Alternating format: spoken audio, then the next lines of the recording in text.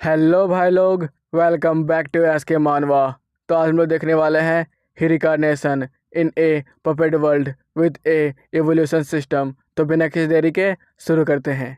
तो अभी तक हम लोगों ने देखा था लीन एक बूढ़े बंदे को सबक सिखाकर दुकान से भगा देता है। तभी एक लड़की वहाँ पर आती है और बोलती है, मुझे तुमसे कुछ बात करना है। हाँ, मुझसे आपको क्या बात करना है? क्वैन, तुम्हें तो पता ही होगा इस जगह पर जिंदा रहना कितना मुश्किल होता जा रहा है और कहीं से भी म्यूटेड बीस्ट बाहर निकल आते हैं। उनमें हमारे बूढ़े अंकल का सहारा बनना ये और भी ज़्यादा मुश्किल काम है। जब से उनकी बेटी गायब हुई है तब से मैं ही उनका ख्याल रख रही हूँ। लीन, तो इसका क्या मतलब बनता है? क्वैन, अरे बच्चे डरो मत, बस यहाँ के ब्लैक स्मिथ बन जाओ, मैं तुम्हें हर चीज़ सिखाऊंगी। हाँ, कभी कभी तुम्हें बूढ़े अंकल की मदद करनी होगी और इस दुकान की देखभाल भी करनी होगी। उसके बदले हम लोग तुम्हें खाना पीना रहना और सैलरी भी टाइम पर देंगे। यह सब सुनने के बाद लीन अपने मन ही मन सोचता है, ये तो अच्छी बात है। अगर मैं इससे वेपन बनाना सीख गया तो फ्यूचर में चलकर ये मेरे लिए ज़्यादा हेल्पफुल होगा। और तो ये दुकान मॉन्स्टर के कंट्रोल में भी नहीं है, मैं आसानी से यहाँ पर रह सकता हूँ। ठीक है, चलो डिसाइड हो गया, मैं इस दुकान को बचाऊंगा, मैं बनूंगा ब्लैक स्मिथ। क्वैन, हाँ हाँ बच्चे, तुमने बिल्कुल सही डिसीजन लिया है। हाँ, मेरी आंखें तुम्हारे पर ही रहेगी। यहाँ से कोई भी सामान चोरी मत करना। फिर उसे एक झाप मारती है। अरे बाप रे, इसने तो हेडशॉट मारा है। फ्यूचर में मुझे इसे थप्पड़ से बच के रहना पड़ेगा। सीन चेंज होता है। कुछ दिनों बाद लीन कोई काम कर रहा होता है। उसके शरीर से बहुत ज़्यादा ही पसीना निकल रहा होता है। वो पूछता है, दीदी आकर ये बताइए मैं ये काम कितनी देर तक करूँगा? क्वैन, करते रहो, तुम अच्छा कर रहे हो। ये हमारा ख़ानदानी तरीका है जिससे कि हम लोग एक बार में ही सारे मटेरियल को मिला देते हैं और एक ढांचा दे देते हैं। चलो मैं जा रही हूँ स्टोर हाउस में, वहाँ से मुझे कुछ सामान निकालना है। और हाँ, याद रखना कि तुम आग बुझने मत देना। आग बुझा तो तुम्हें मेहनत दोबारा करनी पड़ेगी। ठीक है सिस्टर, मैं याद रखूँगा। कुछ ही देर में वहाँ पर आग बुझने लगता है। अरे ये क्या, यहाँ पर तो बहुत सारे सामान हैं, मैं आखिरकार किसे डालूं? फिर वो एक एक कर सारे सामानों को आग में डालने लगता है। कुछ ही देर में वहाँ पर एक ज़ोरदार ब्लास्ट होता है जिसकी वजह से उसे ऐसा महसूस होता है कि वो मर चुका है और सारा आग धीरे धीरे कर उसके दिल के अंदर जाने लगता है। अरे ये क्या हो रहा है? अचानक मेरा शरीर इतना गर्म कैसे हो रहा है?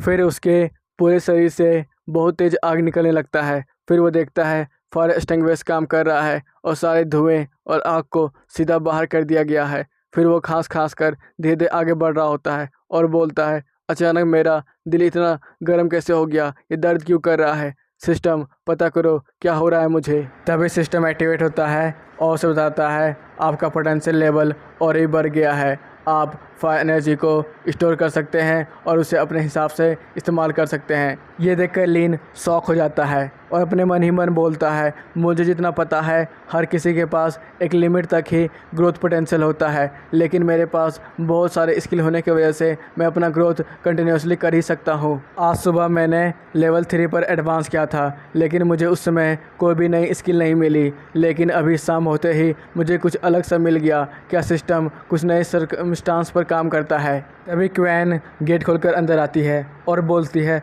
आखिर क्या हुआ? मेरा घर इतना जला हुआ क्यों है? ये सुनकर लिन डर जाता है और बोलता है, मुझे माफ़ करना, मैंने गलती से कुछ ज़्यादा ही एक्सप्लोजिव डाल दिया था। ये सुन क्वैन तुरंत लिन के पास आती है और बोलती है, सब मेरी ही गलती है, तुम्हें चोट तो नहीं आई? मैंने तुम्हें बताना भूल गई थी कि दूसरे बोरे में एक्सप्लोजिव है, उसे मत डालना। लेकिन चलो अच्छी बात है तुम ठीक हो। और ये नहीं पता चल रहा है एक्सप्लोसिव से जितना भी फायर निकला वो अचानक गायब कहाँ पर हो गया। लिन नर्वस में, क्वैनलिन सिस्टर ये एक लंबी कहानी है, मैं आपको बाद में सुनाऊंगा।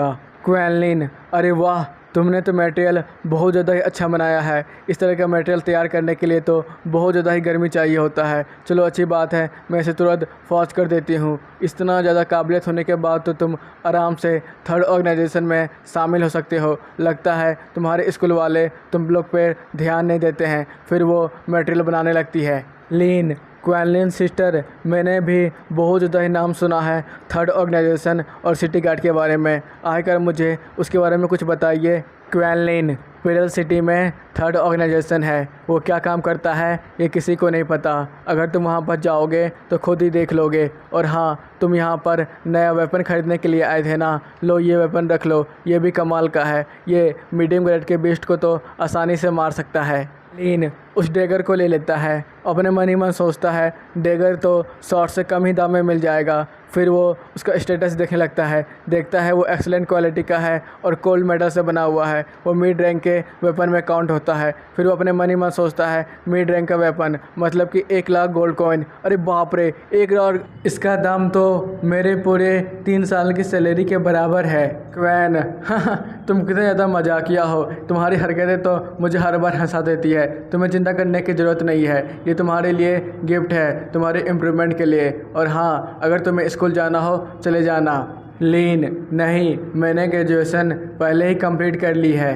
क्वैन चलो ये तो अच्छी बात है, तुम ध्यान रखना हमारे स्टोर का और मेरे बुढ़े आदमी का, वो कभी कभी अजीब जैसा बर्ताव करता है। लीन अपने मन ही मन सोच रहा था स्टोर हाउस जहाँ पर अच्छे अच्छे सामान मिलते हैं वो जगह बहुत ज़्यादा खतरनाक हो सकता है, क्योंकि वहाँ पर म्यूटेड बीस्ट का अटैक कभी भी हो सकता है। मुझे सावधान होना पड़ेगा।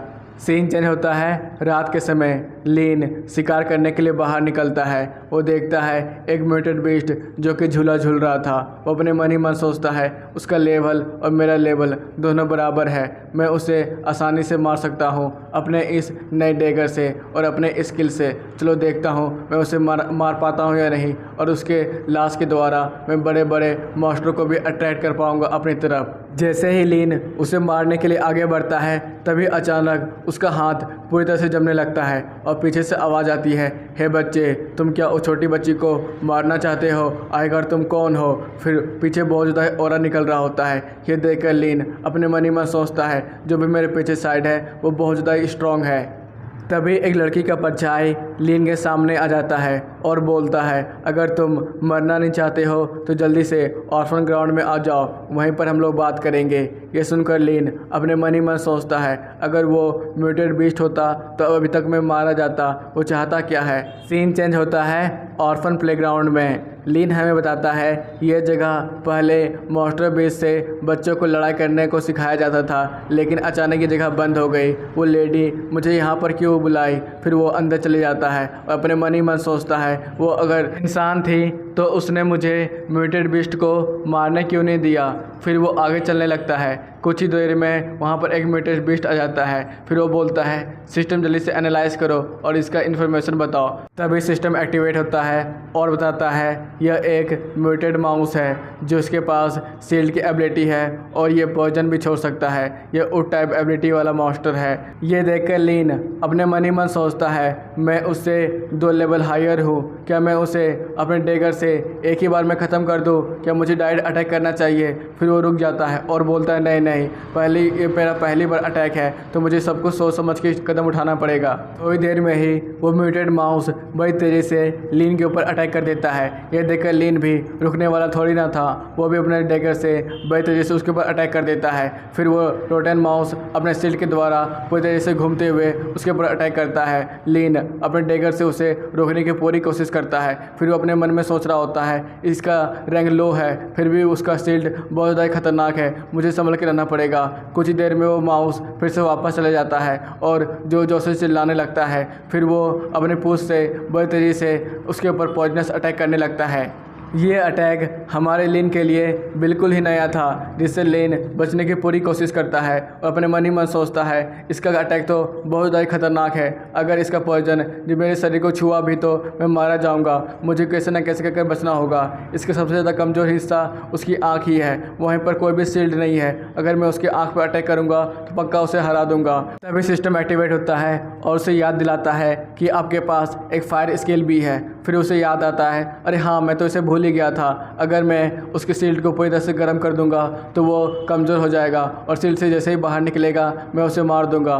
फिर वो उसकी तरफ जाने लगता है और वो माउस उसके ऊपर बहुत तेज़ी से अपने पॉइजनस नीडल से अटैक किए जा रहा होता है। फिर लीन अपने डेगर को घुमाता है और बोलता है अब मुझे तुम्हारी कमज़ोरी मिल गई है, अब तुम मरने वाले हो। फिर बड़ी तेज़ी से उसके ऊपर अटैक कर देता है और उसके शील्ड को बहुत ज़्यादा गर्म करने लगता है। कुछ देर के बाद वो माउस बाहर निकल जाता है। लीन ये बिल्कुल सही मौका है। फिर वो अपने डैगर को बाहर निकालता है और बड़ी तेज़ी से एक ज़ोरदार अटैक करता है, जिसकी वजह से वहाँ का पत्थर भी इधर उधर छिटक जाता है और वो बोलता है लगता है ये माउस यहाँ पर ढेर हो गया है। तभी सिस्टम वहाँ पर आता है और उसे बताता है आपका एक लेवल अप हुआ है, आपका स्टेमिना भी बढ़ा दिया गया है, आपकी एजिलिटी भी बढ़ी है और आपका स्ट्रेंथ भी बढ़ा है।